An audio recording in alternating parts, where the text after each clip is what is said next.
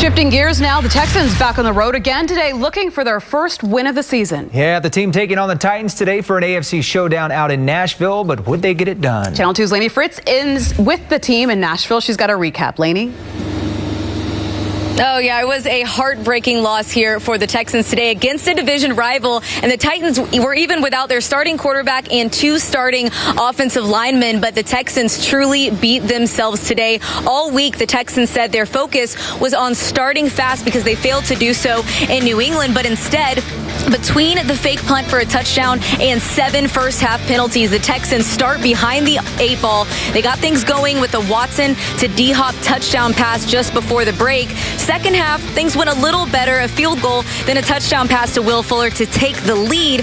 The Texans defense held the Titans out of the end zone in the second half, but they added 2 field goals to win it. And the Texans really just need to get in field goal range at the end, but they threw away their final drive and final play after the game. As you would expect, a very frustrated Texans locker room. They played good coverage. Time ran out. That was pretty much it. You can sit back and sit in your seats and say that I need to throw the ball away, but we tried to take a shot. We didn't have any timeouts, and they guarded the sideline very well. So, my instincts took over and tried to get the ball, and time ran out. Coming up later on in sports, I'll have more from Nissan Stadium. We'll hear from J.J. Watt, what he had to say about how things unfolded here in Nashville. Guys, back to you. All right, thanks a lot for that, Lainey. We've got everything you need to know about the Texans online right now at click2houston.com. That's where you can find an entire section dedicated to the Texans. Just look for it right there under the sports tab. All right, for more on this one, let's toss it back out live to the stadium in Nashville. Lainey Fritz is there covering the team. Lainey, bad day for the Texans. I know you were in on the post-game reaction. Yeah, this one hurts, Randy. Not only is this a loss to their division rivals, but this is a game that the Texans should have been able to come here and win. The Titans without Marcus Mariota and without 2 starting offensive linemen, but still behind Blaine Gabbert and Derrick Henry in the Wildcat, they were able to get it done. Now, after the game, a very disappointed J.J. Watt says he gives the Titans credit for their game plan and that the Texans just simply need to be better in every phase.